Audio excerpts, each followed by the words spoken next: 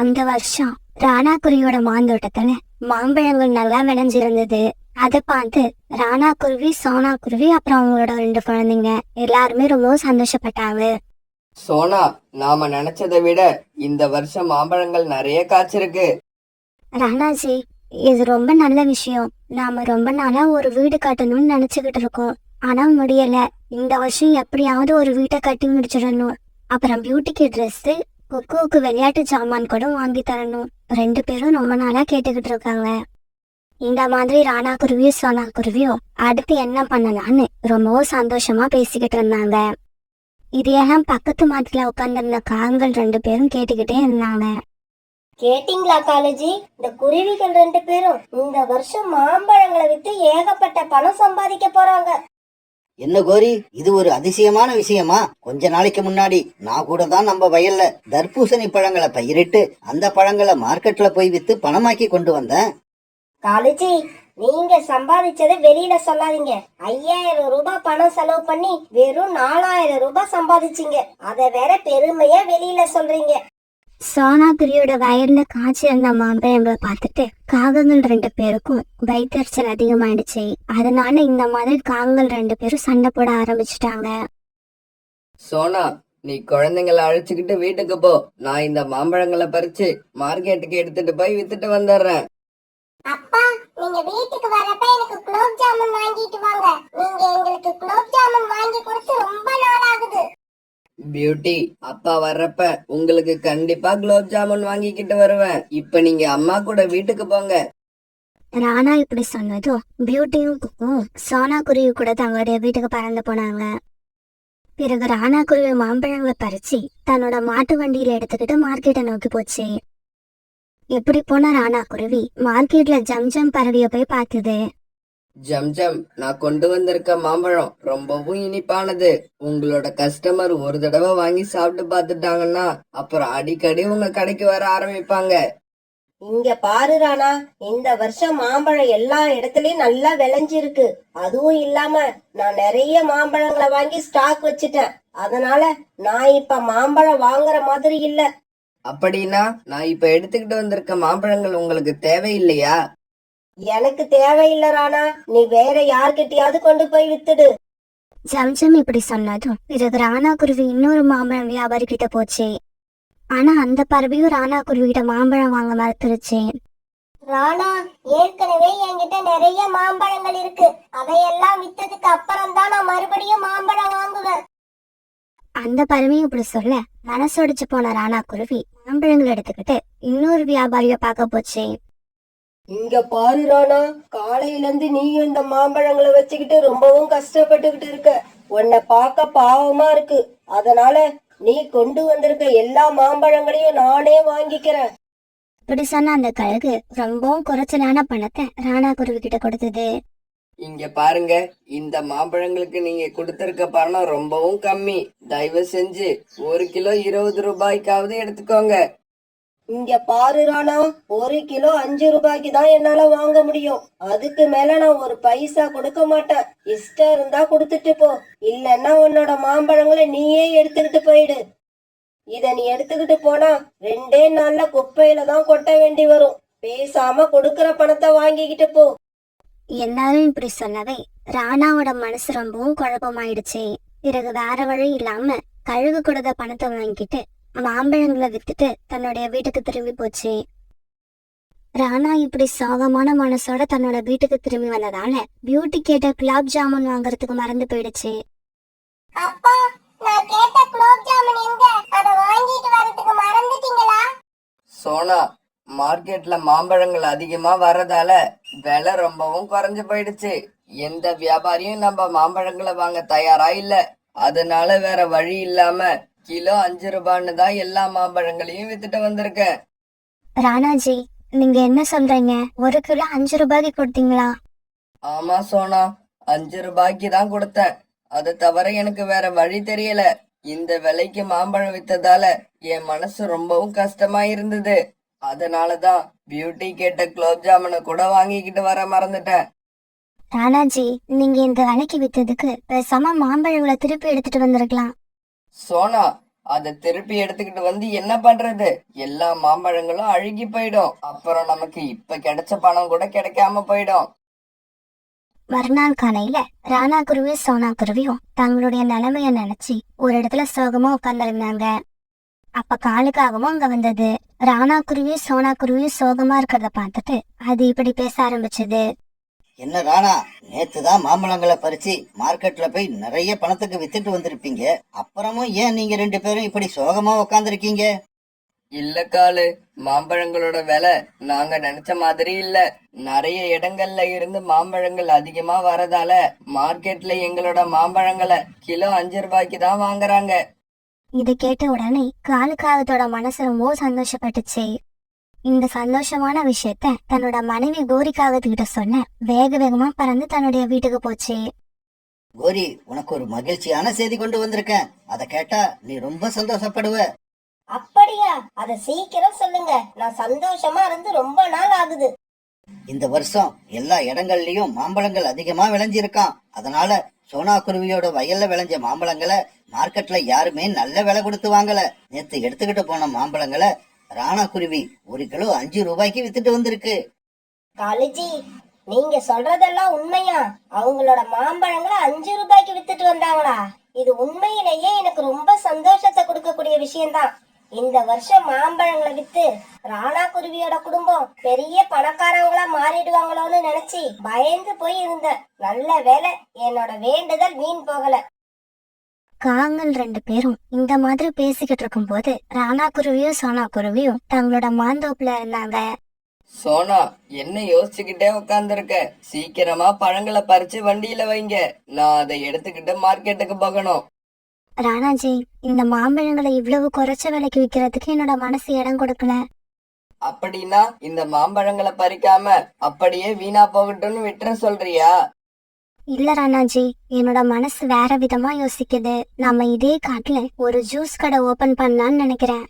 Juice போடுறதுக்கு mixie தேவைப்படும். அது என்ன விலை தெரியுமா? அத வாங்குற அளவுக்கு நம்ம கிட்ட பணம் கிடையாது. இங்க பாருங்க, எங்க அம்மா வீட்ல ஜூஸ் போடுற மிஷின் இருக்கு. நான் இப்பவே போய் அதை வாங்கிட்டு வரேன். நாம நாளைக்கே ஜூஸ் கடை ஆரம்பிக்கலாம்னு நினைக்கிறேன். இத பத்தி நீங்க என்ன நினைக்கிறீங்க? சோனா, நம்ம கிட்ட நிறைய மாம்பழங்கள் இருக்கு.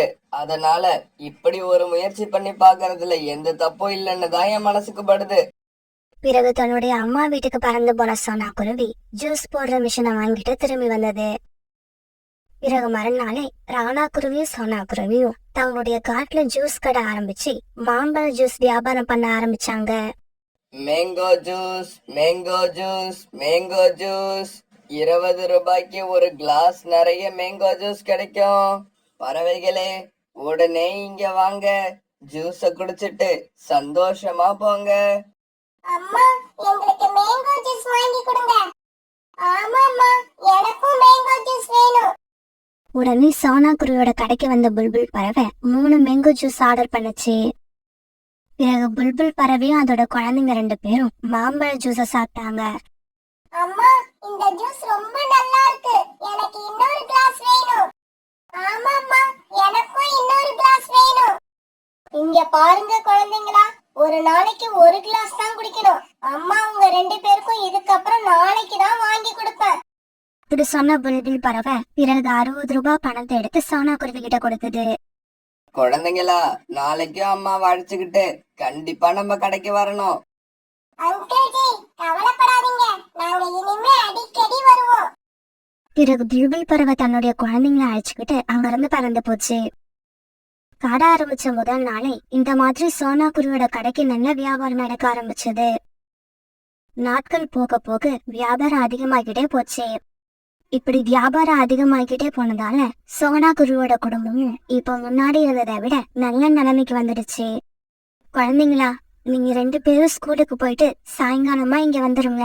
நாம எல்லாம் கடையை மூடிட்டு ஒன்னா வீட்டுக்கு போகலாம். சோனா குருவி இப்படி சொன்ன உடனே குக்குவும் பியூட்டியும் ஸ்கூலுக்கு பறந்து போனாங்க. பிறகு ராணா குருவியும் சோனா குருவியும் தங்களுடைய வியாபாரத்துல ரொம்பவும் பிஸியா இருந்தாங்க. சோனா குருவியோட குடும்பம் இப்ப நல்ல நிலைமைக்கு வந்த விஷயம் அந்த காட்டுல உள்ள எல்லா பறவைகளுக்கும் தெரிஞ்ச மாதிரி இந்த காங்களுக்கும் தெரிய வந்துச்சு. காலேஜி, அது என்னவோ தெரியல, நான் மனசுல ஏதாவது ஒண்ணு நடக்கணும்னு நினைச்சேன்னா அது நடக்கிறதே இல்ல. அப்படியா? அப்படி நீ உன் மனசுல என்னதான் நினைச்ச? சோனா குருவியோட குடும்பம் மாம்பழம் இந்த வருஷம் சரியா விலை போகாததால சாப்பாட்டுக்கே கஷ்டப்படுவாங்க. அத பார்த்து நம்ம சந்தோஷப்படலாம்னு நினைச்சேன். ஆனா பாருங்க, அது ஜூஸ் கடை போட்டு இப்ப நிறைய பணம் சம்பாதிச்சிருச்சு. அதனால நான் வேற ஒரு முடிவுக்கு வந்துட்டேன். அப்படியா? அது என்ன முடிவு? இதுக்கப்புறம் யாரும் கெட்டு போகணும்னு நீ நினைக்க போறதில்ல, அப்படிதானே? அப்படி இல்ல காலுஜி, சோனா குருவியை விட்டுட்டு வேற யாராவது கெட்டு போவாங்களான்னு காத்திருக்க போறேன். எப்படி பார்த்தாலும் மத்தவங்க கெட்டு போய் கஷ்டப்படுறதுலதான் இந்த கோரியோட சந்தோஷமே இருக்கு. கோரி, நீ எங்க மாறிட்டியோன்னு நினைச்சு பயந்தே போயிட்டேன். நல்ல வேலை, என்னோட கோரி மாறல. இந்த கோரி எப்பவும் மாறவும் மாட்டா. கொக்கு, அம்மா உணவு தேட போனதுக்கு அப்புறம் நீ எப்படி இருக்கணும்னு அம்மா சொன்னதெல்லாம் ஞாபகம் இருக்கா? ஞாபகம் இருக்குமா? நீங்க இலைய எடுத்து என்ன மூடி வச்சுட்டு போவீங்க. நான் வெளியில வராம உள்ளேயே இருக்கணும். நீங்க வந்ததுக்கு அப்புறம் தான் வெளியில வரணும். ஆமா, அம்மா வந்துட்டேன்னு நீ எப்படி தெரிஞ்சுப்ப? அம்மா, நீங்க தூரமா வர்றப்பவே உங்க ரெக்க சத்தத்தை வச்சு நீங்க தான் வந்திருக்கீங்கன்னு நான் கண்டுபிடிச்சிடுவேன். அதுவும் இல்லாம உங்களோட குரலும் எனக்கு தெரியும். சரி, நான் கிளம்புறேன். நீ சத்தம் போடாம இந்த கூட்டிலே இரு. இப்படி சொன்னா குருவி பிறகு குக்கு மேல 4-5 இலைகளை வச்சு அவனை சுத்தமா மூடிடுச்சு. சரி குக்கு, நீ பத்திரமா இரு, அம்மா கிளம்புற. இப்படி சொன்னா குருவி பிறகு உணவு தேடுறதுக்காக பறந்து போயிடுச்சு. புறான்னா, நான் குக்குட இலையால மூடி வச்சுட்டு வந்திருக்கேன். இன்னைக்கு நான் உணவு தேடி எடுத்துக்கிட்டு சீக்கிரமா போகணும். சோனா, மேற்கு பக்கம் உள்ள வயல்ல நேத்து அறுவடை முடிஞ்சிருக்கான். அந்த வயல்ல பறவைகளுக்காக நிறைய தானியங்களும் குடிக்க தண்ணீரும் வச்சிருக்காங்கன்னு இப்பதான் ரீட்டா கிளி என்கிட்ட சொல்லிட்டு போகுது. அப்படியா? அப்படின்னா சீக்கிரமா நம்ம இப்பவே அந்த வயலுக்கு போலாம். பிறகு இப்படி பேசிக்கிட்ட சோனா குருவியும் புறாவும் அந்த வயலை நோக்கி பறக்க ஆரம்பிச்சாங்க. என்னங்க, மழைக்காலம் வரப்போகுது. இதுக்கப்புறம் இந்த காட்டுல நாம இருக்கிறது சரி வராது. ஆமா, நாம இன்னைக்கே இந்த காட்டை விட்டு மேற்கு தொடர்ச்சி மலை அடிவாரத்துல உள்ள காட்டுக்கு போயிடுவோம். ஏன்னா அங்க இப்பதான் வெயில் காலம் ஆரம்பிச்சிருக்கு. என்னங்க, அவ்வளவு தூரம் என்னால பசியில பறந்து வர முடியாது. அதனால நாம 2 பேரும் இறை தேட போவோம். கிடைக்கிற உணவுல பாதியை இப்ப சாப்பிட்டுட்டு மீதி பாதியை எடுத்துக்கிட்டு நம்ம பயணத்தை ஆரம்பிக்கலாம். இப்படி பேசிக்கிட்டு இவங்க 2 பேரும் வெவ்வேறு திசையில உணவு தேட கிளம்பினாங்க. அந்த பெண் கழுகு சோனா குருவியோட கூட இருந்த பக்கமா பறந்து வந்துச்சு. இப்படி பறந்து வந்த அந்த கழுகோட ரக்க சத்தத்தை கேட்ட குக்கு இலைகளை மெதுவா விலக்கி பறந்து போவது யாருன்னு பார்த்தான். ஐயையோ, இது கழுகு.